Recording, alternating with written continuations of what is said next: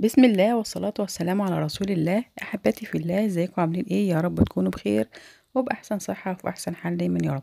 كل سنة وانتم طيبين. احنا الأيام دي بقى في موسم الايه، النواعم بتاعة العيد. بنعمل الكحك والبسكوت والغريبة والبيضفور والحاجات دي كلها بتحتاج لسمنة. والحاجات دي طبعا لما بتتعمل بسمنة بلدي بيفضل، لأن بيكون طعمها حلو أوي، بيكون ريحتها حلوة أوي في النواعم والمخبوزات بالذات. طبعا كلنا عارفين دلوقتي اسعار السمنه البلدي غاليه ازاي، واسعارها طبعا في السحاب.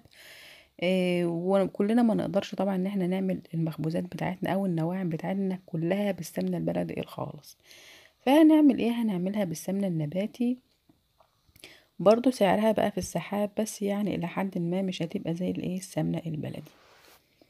هقولك بقى على طريقة أمي، وهي كانت لما تيجي تعمل ايه السمنة لما تيجي تعمل الكحك والبسكوت والحاجات اللي زي دي اللي هي نواعم العيد دي. كانت أمي لحقت اللي هي السمنة النباتي يا جماعة. أيام ستي بقى الله يرحمها كانت هي اللي بتعمل بالسمنة البلدي الخالص، لأن أصلا ما كانش في أيام ستي حاجة اسمها السمنة النباتي والكلام ده كله، ما كانش في غير السمنة البلدي. فامي لحقت السمنه النباتي، وطبعا يعني ايه، عشان زي ما بنقول كده احنا كنا بنعمل كحك وبسكوت، كنا بنعمل كميه كبيره، فكانت بتقعد معانا وقت طويل، مش بنعمل كيلو كده ونص كيلو زي اللي بيعملوا الايام دي. لا، فعشان تعمل الكميه دي كلها بسمنه بلدي طبعا كان هيبقى كتير جدا عليها، فكانت بتعمل بالسمنه الايه اللي هي النباتي اللي انتوا شايفينها دي. وكانت عشان تخلي السمنة النباتي ايه تحولها لسمنة بلدي، طبعا كانت بتعمل لها طريقة هعملها معاكم دلوقتي. طريقة سهلة وبسيطة خالص تحول السمنة النباتي لسمنة بلدي، وبتشيل الهدرجة منها طبعا اللي احنا بنقول عليها دي بطريقة بسيطة خالص، ومكونات كده موجودة في قلب المطبخ. تابع معايا الفيديو، لو عجبك الفيديو اعمل لايك واشتراك وفعلي معايا زر الاشتراك عشان يوصلك مني كل جديد من فيديوهات مطبخ ام عبد الله. نسمي الله كده ونصلي على رسول الله، وزي ما انتم شايفين كده انا حطيت حله كده على النار اهو، الحله دي تستلس، وطبعا دي غلطه انا عملتها. كان المفروض ان انا احط حله الومنيوم، لان احنا هنسيح السمنه بتاعتنا على الهادي خالص، وطبعا الاستانلس بيوصل الحراره بسرعه، هو والتيفال والجرانيت والحاجات اللي زي دي. فاحنا عايزين حله الومنيوم لان احنا هنسيح السمنه بتاعتنا على الهادي خالص. حطيت السمنه بتاعتي اهو في العلبه بتاعته، انا كنت جايبه علبتين بس فضيت علبه بس كده قدامكم، وحطيت السمنه بتاعتي وولعت عليها النار، وسبتها كده لحد ما تسيح، وده بدات الحراره تعمل فيها. طبعا هنعمل ايه دلوقتي؟ زي ما انتم شايفين كده انا جبت بطاطسايه اهو مقشراها وهقطعها، وانا بقطعها كده لقيت في قلبها كده حاجه مسوده. طبعا البطاطس يعني انا منقياها شايفاها من بره كانت كويسه، بس الحاجه اللي كانت جوه دي انا ما كنتش شايفاها. الحاجة اللي وحشة اللي فيها دي انا اشتلتها ورميتها، وبعد كده خرطت بقية البطاطساية وخدتها وحطيتها كده زي ما انتم شايفين كده زي شرايح الشيبسي كده في قلب في قلب السمنة بتاعتنا. كانت امي بتعمل كده لما كانت تيجي تقدح السمنة بتاعة الكحك والبسكوت، ولما كانوا بيجي يقدحوا السمنة دي كانوا بيقدحوها يوم عمايل الكحك، لان الكحك كانوا بيعملوه زمان زي ما قلنا بكميات كبيرة، فكانوا بيعملوه على السخن، ما كانوش بيعملوا كحك على البارد. وعشان الكحك بتاعك يقعد معاكي وقت طويل لازم تقدحي السمنة بتاعته، علشان بقى ما يزرنخش كده وما يبقاش طعمه متغير. وساعات كمان كانوا بيعملوه فوق الحرم ممكن الكحكايه تدود منك او يحصل لها اي حاجه مش كويسه. فكان لازم تقدحي السمنه كويس وتحضرها كويس للكحك بتاعك. اللهم صل على النبي كده. حطيت السمنه بتاعتي اهو، ولما لقيتها كده بدات في الغليان، يعني انا مش عايزه السمنه بتاعتي تغلى، لان الغليان ده غلط على السمنه بتاعتنا. نقلتها في حله الومنيوم، لان زي ما قلت لكم كده ان الحلة الاستانلس بتوصل الحرارة بسرعة للحاجة اللي موجودة في قلبها. نقلتها في حلة ألمونيوم بالبطاطس بتاعتها كده، وهديت عليها النار خالص، لأن أنا مش عايزة غليان في قلب السمنة بتاعتنا أو في الحلة بتاعتنا. البطاطس بتاعتنا دي طبعا محطوطة بتشيل الهدرجة بتسحب الهدرجة من قلب من قلب السمنة بتاعتنا. يعني لو تلاحظوا كده لما تيجي تقلي بطاطس أو تقلي بتنجان أو فلفل، لما بتيجي تقلي بطاطس بتعملي البطاطس بتاعتك بتحطها في زيت، بتخليها تلاقي الزيت بتاعها كده بعد ما بتتقلى تلاقي الزيت رايق كده ونضيف، مش زي اي حاجة تانية، مش زي اي زيت تاني. اما لو بتقلي بتنجان او فلفل او كلام من ده هتلاقي الزيت بتاعك اغمق كده ومش كويس معاك.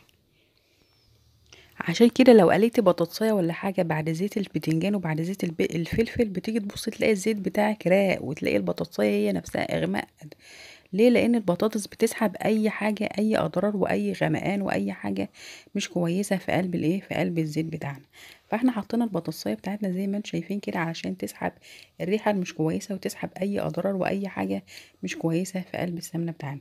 حطيت البطاطسايه بتاعتي وزي ما انتم شايفين احنا سايبينها كده على نار هاديه خالص، يعني بصي يعني فوق الشمعة بحاجه بسيطه، لحد ما البطاطسايه بتاعتك تحمر كده وتبقى ايه، عامله زي الشيبسي. طبعا ده لو مش هتحطي ايه، لو مش هتحطي حاجه تانية تضيفيها ايه للسمنه بتاعتك، بس احنا هنحط اضافات تانية النهارده. اول ما البطاطسايه بتاعتك كده تيجي تبصي تلاقي لونها يعني بدات كده تاخد في الحمار، بنقوم جايبين ايه، في الاحمرار قصدي، جايبين قشره برتقانه زي ما انتم شايفين كده، برضو بنكون ايه مقشرينها وغاسلينها كويس قوي، وبننزل على السمنه بتاعتنا طبعا منشفينها من الميه عشان ما نعملش طرطشه وكلام من ده، تعمل ريحه حلوه قوي للسمنه بتاعتنا. اول ما نلاقي البطاطس بتاعتنا بدأت كده تاخد لون الاحمرار، بنشيل البطاطس بتاعتنا من قلب السمنة اللي احنا ايه حاطينها فيها. زمان لما كانوا بيعملوا يوم الكحك والبسكوت والحاجات اللي زي دي، كانوا بيعملوها من ورا صلاة الفجر على طول، يعني كانوا يتسحروا ويصلوا الفجر ويحطوا السمنة على النار. ليه؟ لان السمنة كانت بتاخد وقت طويل، وكانت بتاخد ايه، درجة حرارة بطيئة جدا او هادية جدا، فعلشان كده كانوا بيبدأوا لها من بدري. وكانوا طبعا بيبقوا مجهزين حاجتهم على بيات، نخلة الدقيق بتاعتها ومجهزة كل المكونات والحاجات بتاعتها على بيات، ومجهزة طبعا عارفة هتفطر ايه وهتعمل ايه، ومنضفة مطبخها ومنضفة حتتها علشان ايه، لما تحط حاجتها على النار ما تروحش وتيجي جنب منها والحاجة بتاعتها تتحرق.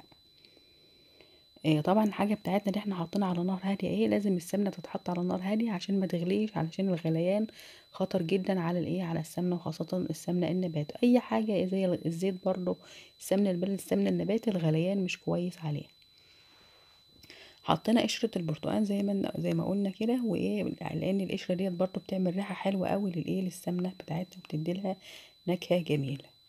زي ما قلنا كده، اول ما البطاطس بتاعتنا بتيجي كده ايه تبدأ في الاحمرار، بنشيلها وبنطلعها ايه في طبق او في اي حاجة تانية.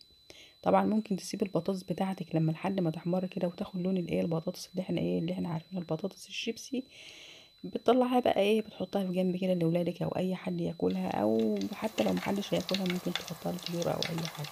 بس لما البطاطسايه تحمر تعرفي ان السمنه بتاعتك ايه، اتقلحت خدت الدرجه المظبوطه. طبعا بعد ما السمنه بتاعتك تتقلح بتعملي ايه عشان تخلي ريحتها تبقى بلدي ويبقى طعمها بلدي بالظبط؟ زي ما انتم شايفين كده، انا كنت جايبه كوره من الزبده، انا كنت عامله ايه، قشطه عندي كنت عاملاها في البيت، وجبت القشطه بتاعتي وخضتها كده، عملتها يعني لفيت ايدي فيها وعملتها قطع زبده كده، وشطفتها طبعا بميه ساقعه او ميه عاديه، وبعد كده حطيتها في قلب الايه، السمنه بتاعتنا بعد ما اتقلحت. وفي الحاله دي بقى انا كان المفروض ان انا اطلع البطاطس، بس انا ايه نسيت وقمت حاطه الكوره بتاعت الزبده على طول. ففي الوقت ده بقى هنطلع البطاطس بتاعتنا، ومش هسيب مش هسيب الزبدة وقت طويل، يعني ايه قيمة 10 دقايق بس كده لحد ما تفك. وبعد كده ايه هشيل بقى الحاجات اللي على الوش دي، اللي هي زي المرطة دي، ممكن تعملي بقى بها طبق بيض، تطبخي بها رز، تاكليها كده بعيش، بتبقى حلوة جدا. حتة الزبدة دي بقى لو هتحطيها كده على السمنة بتاعتك، يا بصي يا بتحول السمنة خالص لسمنة بلدي، كأنك يعني ايه، كأنك عاملاها كلها بسمنة بلدي خالص. اي حد بقى ياكلها او يشم اي حاجة انت عاملاها بيها كحك بسكوت غريبة، الحاجات اللي زي ديت استحالة تقول ان انت عاملاها بسمنة ايه، نباتي، لان الطعم والريحة بتطغى عليها خالص، تخليها زي السمنة البلدي بالظبط. انا هنا بقى هشيل قشرة البرتقال كمان، وهشيل البطاطس والحاجات بتاعتي كده من قلب الايه، من قلب السمنة بتاعتنا، وهسيبها برضه على الهادي خالص كده لما لحد ما ايه، المرطة بتاعتنا تبدأ ايه تتعمل. وبعد كده ههدي عليها النار برضو، بعد كده هطفي عليها النار ونبدأ ايه نعايرها بقى، نشوف هنعمل الحاجات بتاعتنا. زمان كانوا بيعملوا بقى ايه، كانوا بيقدحوها زي ما قلنا يوم الكحك، فكانوا بعد ما بيقدحوا السمنة عارفين هيعملوا كحك بقد ايه، فكانوا بيعايروا بحاجة زي كده اسمها الرطل، او بالمكيال، ما كانش بحاجة اسمها بالكيلو زي الايام دي كده. هتعملي كام كيلة كحك تحط لها كام رطل، هتعملي كام كيلة مش عارفة ايه تحط لها كام رطل، فكانوا بيعايروا الحاجة بتاعتهم بالرطل، مش بالايه، مش بالكيلو. طلعت البطاطس بتاعتي اهو، هسيب السمنة بتاعتي بقى على نار هادية برضو لحد ما ايه، تعمل المرطة بتاعتنا، وبعد كده هطفي عليها النار. في الحالة دي بقى بتكيلي السمنة بتاعتك، يعني شوفي هتعملي كام كيلو بسكوت، بتاخديهم كده على جنب، بتاخدي السمنة بتاعتهم على جنب، تحطها على جنب، لان البسكوت بيبقى عايز ايه سمنة باردة، الغريبة برضو بتبقى عايزة سمنة باردة، انما الكحك زي ما قلت كانوا بيقدحوا السمنة دي يوم الكحك، بعد ما السمنة بتتقدح بيكونوا ايه مجهزين بقى الدقيق بتاعهم، ينزلوا بالسمنة على طول على الدقيق ويعجنوا بقى كحكهم ويشوفوا الحاجة بتاعتهم.